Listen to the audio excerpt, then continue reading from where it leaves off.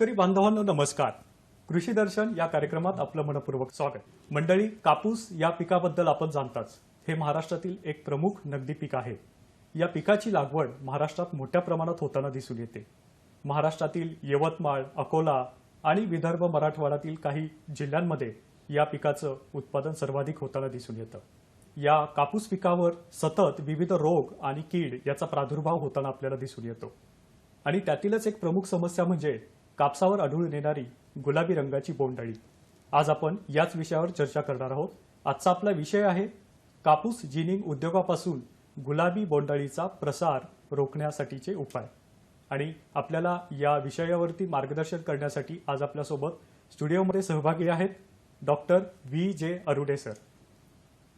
Sir, आपलं मनपूर्वक स्वागत कार्यक्रमामध्ये. मंडळी, मला डॉक्टर V.J. अरुडे सरांची ओळख आपल्याला करून द्यायला आवडेल. Doctor V.J. अरुडे सर हे केंद्रीय कापूस संशोधन संस्था मुंबई या ठिकाणी वरिष्ठ शास्त्रज्ञ म्हणून कार्यरत आहेत. सरांनी आजवर कापूस आणि त्यावरील विविध प्रकारचं संशोधन केले आहे. सरांचा हा महाअनुभव आज आपल्याला या चर्चेमधून अनुभवता येणार आहे. सर, जसं की कापूस हे एक प्रमुख नगदी पीक आहे आणि या पिकावर सतत विविध प्रकारचे रोग आणि कीड याचा प्रादुर्भाव होताना आपल्याला दिसून येतो आणि यातून शेतकऱ्यांचं अतोनात नुकसान देखील होत असतं. या सद्यस्थितीबद्दल आपण काय सांगाल? कापूस हे एक नगदी पीक आहे आणि जगभरामध्ये 100हून अधिक देशामध्ये कापसाची लागवड केली जाते आणि त्याहून जास्त म्हणजे 150 देशामध्ये जवळजवळ कापसाची विक्री केली जाते. भारत हा जगामध्ये कापूस प्रोड्यूस करणारा किंवा उत्पादन करणारा एकमेव आणि एक प्रथम क्रमांकाचा देश आहे.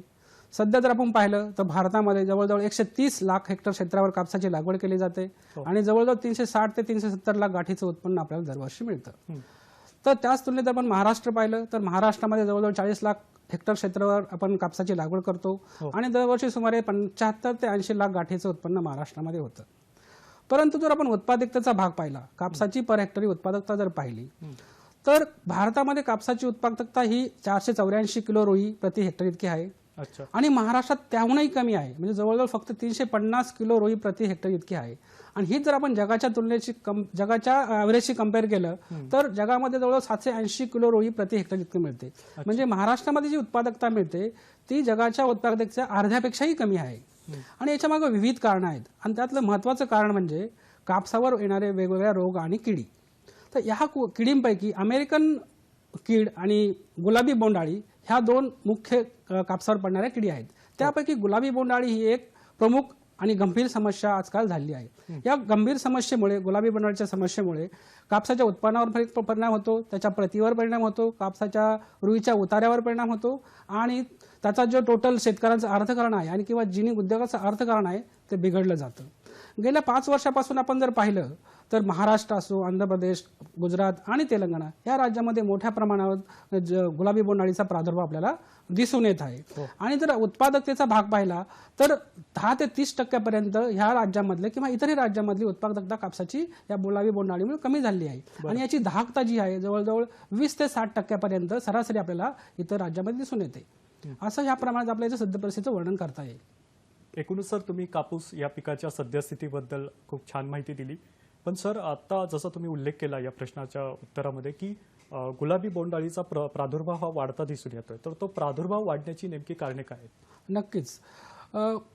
गुलाबी बोंडअळी ही जी आहे ही मोनोफॅगस पेस्ट आहे म्हणजे किंवा मोनोफॅगस कीड आहे. याचा अर्थ असा होतो की ही गुलाबी बोंडअळी फक्त कापूस या पिकावरच वाढते, इतर कोणत्याही पिकावर तिची वाढ होत नाही. म्हणजे तिचं पुनरुत्पादन असेल किंवा तिचं जीवनचक्र आहे ते फक्त कापूस आणि कापूस ह्या पिकावरच तिचं वाढू शकतं. आता मी तुम्हाला सांगतो, गेल्या जवळजवळ बीटी कॉटन गेल्या 20 वर्षापासून महाराष्ट्रामध्ये किंवा भारतामध्ये बीटी कापसाची सुरुवात झाली. म्हणजे 2002 पासून बीटी कापूस उत्पादन सुरू झालं.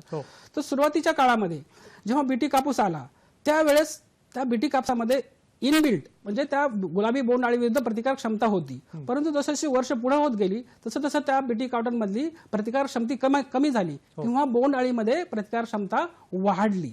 त्यामुळे काय झालं की त्याची जी उत्पादकता आहे ती तुम्हाला कमी दिसायला लागली.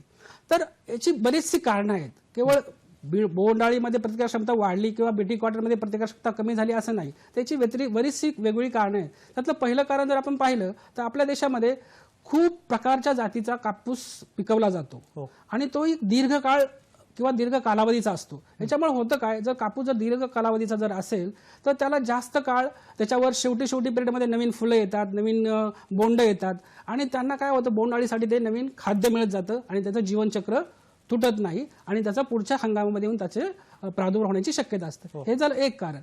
दुसरं कारण जर आपण पाहिलं तर त्याच्यामध्ये काय होतं, जनरली आपल्याला जेव्हा कापूस बियाणं शेतकऱ्यांना सांगितलं जातं की तुम्ही हे कापूस बियाणं लावा किंवा बीटी बियाणं लावा, तर बीटी बियाणाबरोबर आपल्याला एक नॉन बीटी कॉटन सुद्धा शेताच्या चारही बाजूने लावावा लागतो. त्याला रिफ्युजिया कॉटन असं म्हणतात. परंतु शेतकरी काय करतात, ह्या गोष्टीचं अनुपालन करताना दिसत नाही. ते बीटी कॉटन लावत नाहीत. त्यांना असं वाटतं की आपण जे कापूस साईडच्या बाजूने लावला 4 ते 5 पाभारी तर आपलं शेताचं नुकसान होईल किंवा आपलं तर शेत वाया जाईल, आपल्याला प्रोडक्शन कमी येईल. म्हणून तो त्या गोष्टीचं अनुपालन करताना दिसत नाही आणि त्याच्यामुळं बीटीवर कापसावर गुलाबी बोंडअळीचा प्रादुर्भाव दिसून येतो. त्याचं तिसरं कारण जर आपण पाहिलं, जनरली क्रॉप रोटेशन आपण बोलतो की शेतामध्ये जेव्हा आपण एखादा क्रॉप लावतो तर ते क्रॉप आपण बदललं पाहिजे. तर आपण पाहतो की कापूस शेतकरी काय करतात, दरवर्षी त्या शेतामध्ये कापूस लावतात. त्यामुळे काय होतं, वर्षानुवर्ष जर आपण शेतामध्ये कापूस लावला तर ते जे गुलाबी बोंडअळी आहे त्याला पूर्णत्पन्न होण्यासाठी किंवा त्याचं जीवनचक्र चालू राहण्यासाठी आवश्यक असणारं फूड किंवा त्याला सर्व गोष्टी तिथं अवेलेबल होतात आणि त्याचं जीवनचक्र चालू राहतं. थोडक्यात काय असतं, आपलं जीवनचक्र तोडायचं असेल तर आपल्याला क्रॉप रोटेशन करणं किंवा पिकाचा फेरफार करणं आवश्यक आहे. याच्या व्यतिरिक्त अजून जी गोष्ट आहे की लोक काय करतात, शेवटचा फरतल कापूस घेण्यासाठी किंवा 4थी 5वी वेचणी करण्यासाठी शेताला इरिगेशन देतात आणि इरिगेशन दिल्यावर सुद्धा काय होतं, क्रॉप एक्सटेंड होतं. क्रॉप एक्सटेंड झाल्यामुळे त्या नवीन फुलं येतात, नवीन बोंड येतात. त्या बोंडामध्ये सरकी जी असते ती कमकुवत असते किंवा त्याच्यामुळे ताबडतोब बोंडअळीचा प्रादुर्भाव होतो आणि नंतर ती जर आपण कपासी उपटून टाकली आणि जर शेताच्या बाजूला ठेवली तर ते पुढच्या हंगामामध्ये त्याचा रोग वाढण्यामध्ये प्रादुर्भाव होऊ शकतो. अशा बऱ्याचशा गोष्टी आहेत. त्याचबरोबर आपण जर जिनिंग फॅक्टरीमध्ये पाहिलं तर जिनिंग फॅक्टरीमध्ये सुद्धा काय होतं, कापूस प्रॉपर जास्त वेळ ठेवला जातो, स्टोअर करून ठेवला जातो, सरकी जास्त वेळ स्टोअर करून ठेवली जाते, त्याच्यामध्ये कचरा जो असतो त्याचं विल्हेवाट प्रॉपरली लावली जात नाही. किंवा जिनिंग फॅक्टरीमध्ये सुद्धा काय होतं, कधी कधी त्याच्याकडे प्रक्रिया करण्याची कोणती व्यवस्था नसते. अशा विविध कारणांमुळे म्हणजे शेत आणि जिनिंग उद्योग या दोन्हींच्यामुळे सुद्धा दिवसेंदिवस आपल्याला दिसतं की बोंडअळीचा प्रादुर्भाव वाढताना दिसत आहे. सर, आपण विविध कारणे या ठिकाणी आम्हाला सांगितली की गुलाबी बोंडअळीचा प्रादुर्भाव का वाढतोय, कारण याच्यामध्ये प्रतिकारशक्ती बोंडअळीची वाढलेली आपल्याला दिसून येत आहे. सर, शेतामध्ये जसा बोंडअळीचा प्रसार होतो तसा तो जिनिंग उद्योगातही होतो का आणि तो का होतो? नक्कीच. जसं मी आता सांगितलं तसं एका शेतामधून दुसऱ्या शेतामध्ये बोंडअळीचा प्रादुर्भाव होतो आणि जितकी शेत हे जिम्मेदार आहे बोंडअळीचा प्रसार करण्यासाठी, तितका जिनिंग उद्योग सुद्धा बोंडअळीचा प्रसार त्याच्या आजूबाजूच्या शेतामध्ये करण्यामध्ये सुद्धा त्याचे तितका जबाबदार आहे. याच्यामध्ये जर आपण पाहिलं तर जिनिंग उद्योगामध्ये काय होतं, मी जर मग सांगितलं जसं जिनिंग उद्योगामध्ये कचरा निघतो किंवा खराब सरकी असते, अपरिपक्व बोंड असतात किंवा इन्फेक्टेड बोंड असतात, त्याची जर प्रॉपर विल्हेवाट जर लावली नाही तर सुद्धा आजूबाजूच्या परिसरामध्ये ते त्याचा प्रसार होऊ शकतो. दुसरी गोष्ट म्हणजे कापूस आपण काय करतो, जिनिंग उद्योग आपल्या देशामध्ये वेगवेगळ्या ठिकाणी किंवा खूप दूरवर लावले आहेत. कमीत कमी 25-30 किलोमीटर अंतरावर 2 जिनिंग उद्योगांचं अंतर असतं. तर बऱ्याच ठिकाणी कापूस लांब ठिकाणाहून जिनिंग उद्योगामध्ये आणावा लागतो. जर इन्फेक्टेड क्षेत्रामधून किंवा जो पीडित क्षेत्र आहे बोंडअळीग्रस्त त्या क्षेत्रामधून जर कापूस आपल्या जिनिंगमध्ये आणला किंवा एखाद्या जिनिंग जी पीडित आहे त्यामध्ये गुलाबी बोंडअळीचं प्रादुर्भाव झालेला आहे त्या ठिकाणी दुसऱ्या जिनिंगमध्ये आपण जर कापूस ने-आण केला तर ने-आण करताना रस्त्यामध्ये जे काही फील्ड आहेत, शेत आहे, त्याच्यामध्ये सुद्धा त्याचा प्रादुर्भाव होण्याची शक्यता असते. तर अशा प्रकारे जिनिंग फॅक्टरीमधून आपल्याला इतर आजूबाजूच्या परिसरामध्ये प्रादुर्भाव होण्याची शक्यता असते.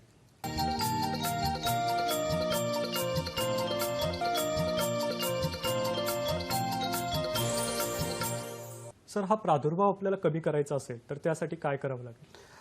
आता मी जसं सांगत होतो की जिनिंग किंवा बोंडअळीचं निर्मूलन करणं ही काळाची गरज आहे. जोपर्यंत आपण जिनिंग उद्योगामधून ह्या बोंडअळीचं आपण पूर्णपणे निर्मूलन करत नाही तोपर्यंत टोटल कंट्रोल जो बोलतो आपण तो आपल्याला अचीव करता येणार नाही.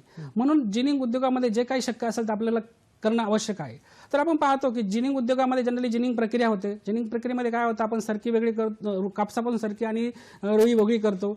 जेव्हा ही प्रक्रिया होते त्या प्रक्रियेमध्ये जर बोंडअळीग्रस्त कापूस असेल तर तो त्यातली ज्या बोंडअळ्या असतात त्या बऱ्याच वेळा जिवंत सरकीमध्ये येतात, काही रुईमध्ये जातात आणि त्यातला उरलेला काही भाग कचऱ्यामध्ये जातो. जो जिनिंगमध्ये जो कचरा असतो तो कचरा एकतर रुई सफाई यंत्र जे असतात किंवा कपास सफाई यंत्र असतात, जिनिंग असतात, सायक्लॉन असतात किंवा कवडी कापूस असतो, ह्या सर्वांमध्ये त्या जिवंत आळ्या आपल्याला जिनिंगच्या परिसरामध्ये किंवा या कचरा पेट्यामध्ये दिसून येतात. आणि मग असा जो कचरा जिनिंग मध्ये निघतो त्या कचऱ्याची प्रॉपरली आपल्याला विल्हेवाट लावणं आवश्यकता असते. जर आपण त्याची प्रॉपरली विल्हेवाट लावली नाही आणि तो जर असा जिनिंग परिसरामध्ये इकडून म्हणजे पसरून राहिला तर तिथून तो त्या प्रसार आजूबाजूच्या शेतामध्ये होऊ शकतो किंवा त्याचा विल्हेवाट करण्यासाठी आपण जर बाजूला पुढे नेऊन गेला तर नेहान करताना सुद्धा त्याच्यावर त्याचा आजूबाजूच्या एरियामध्ये प्रसार होऊ शकतो. तर ह्या कचरा जो आहे तो जिनिंगमध्ये किंवा जिनिंगच्या बाहेर नेण्यापूर्वी त्याच्यावर प्रक्रिया करणं आवश्यक आहे. त्यासाठी एखादी प्रणालीची व्यवस्था असणं गरजेचं आहे. यांत्रिकी प्रक्रिया जर आपण केली तर त्याचा जर उपचार केले तर त्याच्यावर आपण त्यातली पूर्णपणे बोंडाळी नष्ट करू शकतो आणि पुढे जाऊन त्याचं पुनरुत्पादन होणार नाही आणि त्याचं जीवनचक्र थांबू शकतो. अच्छा सर, जसं आपण आत्ता सांगितलं की कचरा त्याचं जर व्यवस्थापन आपण व्यवस्थित केलं तर या गुलाबी बोंडअळीचा प्रादुर्भाव आपल्याला रोखता येईल. सिरकॉट या संस्थेने यांत्रिकी कचरा प्रणाली विकसित केली आहे आणि या प्रणालीच्या माध्यमातून गुलाबी बोंडअळीचा समूळ नाश करता येतो हे या प्रणालीमधून सिद्ध झाले आहे. तर सिरकॉट या संस्थेच्या या प्रणालीबद्दल आणि याच्या कार्यपद्धतीबद्दल आपण काय सांगाल? नक्कीच.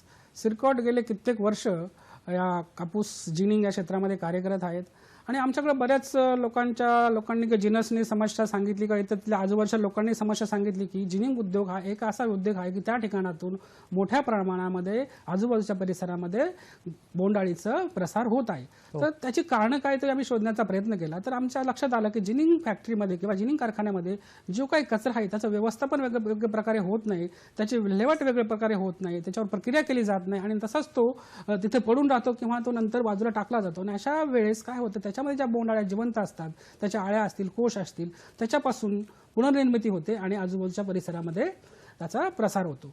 म्हणून आम्ही असं विचार केला की का नाही आपण एखादी सिस्टम तयार करावी जेणेकरून ह्या बोंड जो कचरा आहे तो आपण त्या मशीनमध्ये चिरडून टाकावा आणि त्याच्यामध्ये जिवंत आळ्या असतील तर त्या नष्ट होतील आणि त्याचा आपण पूर्ण हे करू शकतो. म्हणून हा एक उद्देश लक्षात ठेवून म्हणजे तो कचरा पूर्ण या यांत्रिकी प्रणालीमध्ये टाकायचा, त्याच्यामधून चिरडून टाकायचा आणि त्याच्या काही आळ्या असतील त्या नष्ट करायच्या. ह्या उद्देशाने आम्ही जीन कचरा उपचार प्रणाली विकसित केली. तर ह्या प्रणालीमध्ये बेसिकली आमचे 3 मुख्य भाग आम्ही याच्यामध्ये ठेवले आहेत. याच्यामध्ये पहिला भाग आहे एक सेंट्रीफ्युगल पंखा आहे, दुसरा एक सायक्लॉन म्हणून भाग असतो, तिसरा आहे एक कॉम्पॅक्टर असतो. तर हा जो सेंट्रीफ्युगल फॅन आहे याचा उद्देश असा आहे की याच्यामध्ये पूर्ण जो कचरा जिनिंग फॅक्टरीमध्ये असेल तो प्रिक्लिनर मधला आलेला असो किंवा रुई सफाईमध्ये आलेला असो किंवा सायक्लॉन मधला असो किंवा जिनिंगमध्ये सफाई केलेला कचरा जो सर्व कचरा आपण घेतो आणि त्या सिस्टमच्या इनलेटमधून आपण त्या पंख्यामध्ये पाठवतो. या पंख्यामध्ये पूर्ण कचरा हा चिरडला जातो आणि हा जेव्हा चिरडला जातो त्यावेळी आतमध्ये जे काही जिवंत बोंडाळ्या असतील किंवा त्याचे कोश असतील किंवा जे काही अंडे असतील सर्व त्याच्यामध्ये मृत्यू पडतात आणि तिथे नष्ट होतात. आणि नंतर पुढचा जो भाग आहे त्याच्यामध्ये जो त्या मशीनचा प्रणालीचा तो आहे सायक्लॉन. या सायक्लॉन मध्ये हा जो चिरडलेला कचरा आहे आणि त्याच्यामध्ये हवेमार्फत आपण सक्शन करतो ती हवा आणि हा कचरा वेगळा होतो या सायक्लॉन मधून आणि हा सायक्लॉन मधून नंतर कचरा पुढे कॉम्पॅक्टर मध्ये पडतो. या कॉम्पॅक्टरचा कशासाठी वापर केला जातो? तो कॉम्पॅक्टरचा वापर आपण यासाठी करतो की जनरली काय होतं जेव्हा सायक्लॉन मध्ये सेंट्रिफ्युगल फॅन मध्ये आपण हा कचरा चिरडला जातो त्याचं व्हॉल्यूम किंवा त्याचं आकारमान वाढतं. जनरली आपल्याला ट्रान्सपोर्ट करायचा असेल जर कचरा त्याचं व्हॉल्यूम कमी केलं पाहिजे, त्याची घनता कमी केली पाहिजे म्हणून आपण ते कॉम्पॅक्टर मध्ये त्याला कॉम्पॅक्ट करतो आणि नंतर त्याचं आपण व्यवस्थितपणे त्याचं विल्हेवाट लावू शकतो. तर अशा प्रकारे ही प्रणाली आम्ही विकसित केली आहे आणि ही प्रणाली जर आपण लावली त्याचा चांगला फायदा जिनिंग उद्योजकांना होऊ शकतो आणि आपण याच्यावर बोंडअळीवर निर्मूलन पाहण्यासाठी त्याच्यावर फायदा होऊ शकतो. निश्चित सर, खूप वैशिष्ट्यपूर्ण आणि शास्त्रशुद्ध अशी ही प्रणाली आहे. सर, या प्रणालीमधून गुलाबी बोंडअळीचं प्रमाण किती टक्के नष्ट होतं या आकडेवारीविषयी आपण काय सांगा? नक्कीच. आम्ही ही जी प्रणाली जी जीन कचरा उपचार प्रणाली यांत्रिकी उपचार प्रणाली विकसित केली आहे या प्रणाली आम्ही आमच्या नागपूर येथील सेंटरमध्ये लावलेली आहे आणि आम्ही प्रणालीचा आम्ही पूर्णपणे स्टडी केला आणि याच्यासाठी स्टडी करण्यासाठी आम्ही विविध यंत्रामधून जो कचरा निघतो जसं प्रिक्लिनर मशीन आहे त्याच्यामधला कचरा आम्ही गोळा केला, रुई सफाई यंत्राचा कचरा गोळा केला, सायक्लॉनमधला कचरा गोळा केला, जिनिंगच्या आवारात जो असतो तो कचरा गोळा केला. त्याच्यामध्ये आम्ही कृत्रिमरित्या आपण लॅबमध्ये तयार केलेल्या बोंडअळ्या त्याचे कोश टाकले, एक ठराविक प्रमाणात टाकले आणि त्या प्रणालीमधून आपण ते पास केले आणि प्रणालीमध्ये पास केल्यानंतर जेव्हा ते सायक्लोनमधून आणि पंख्यामधून पास झाले त्याच्यामधून चिरडून ते मृत्युमुखी पडले. नंतर पण आपण जे शेवटी आउटलेटमध्ये कॉम्पॅक्टरमध्ये त्याचे सॅम्पल कलेक्ट केले आणि त्याच्यामधून त्याचं आपण तपासलं की ह्या प्रणालीमधून जर आपण हे जर कचरा आणि बोंडअळ्या पाठवल्या तर शेवटी काही जिवंत राहतात की पूर्णच्या पूर्ण मरतात. जेव्हा आपण त्याचं निरीक्षण केलं, तपासणी केलं, त्यात असं लक्षात आलं की त्याच्यामध्ये एकही बोंडआळी किंवा एकही कोश किंवा एकही पतंग आपल्याला दिसलं नाही. याचा अर्थ असा होतो की पूर्णच्या पूर्ण 100% आपल्याला त्याच्यामध्ये त्याचा मृत्यूदर आढळला. आणि आम्ही त्याचा तो मृत्यूदर ताबडतोब म्हणजे प्रक्रिया केल्याबरोबर चेक केला आणि त्यानंतर 13 दिवसानंतर पुन्हा त्या सॅम्पलमधले आम्ही तपासणी करून पाहिली आणि त्यानंतर सुद्धा त्याच्यामध्ये कोणत्याही पतंगाची किंवा एखाद्या बोंडआळीची किंवा कोशाची वाढ झाली दिसून आली नाही. आता हे 14 दिवस किंवा 13 दिवस का? कारण जनरली कसं असतं, ज्याचं जे बोंडआळीचं सायकल जे असतं त्याची एक ठराविक असतं. पहिलं एग असतं, नंतर लार्वा असतो, नंतर प्युपा असतो, नंतर पतंग असतं. जनरली 13-14 दिवसामध्ये लार्वा किंवा प्युपामधून एक पतंग तयार होऊ शकतो. चुकून जरी आपल्या एखाद्या त्या कचऱ्यामध्ये आपल्या सिस्टममधून पास केल्यानंतरही जर एखादी बोंडआळी शिल्लक राहिली असेल तर तिची वाढ होऊन पतंगामध्ये होऊ शकते. तर तसं काही दिसलं नाही. याचा अर्थ थोडक्यात असा आहे की आपली जी प्रणाली आहे ही 100% बोंडआळीला कचरा निर्मूलन करण्यासाठी योग्य आहे आणि सक्षम आहे.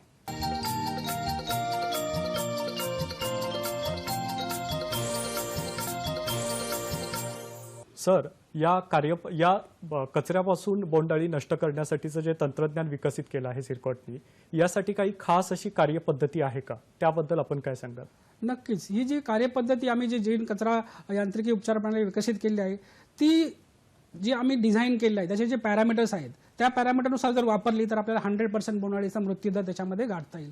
त्याच्यामध्ये सांगितल्याप्रमाणे मी सांगितले की 3 मुख्य भाग असतात. त्याच्यामध्ये पहिला असतो सेंट्रिफ्युगल फॅन. हा जो सेंट्रिफ्युगल फॅन जो आहे त्याचा व्यास जो असतो 690 मिलीमीटर इतका असला पाहिजे.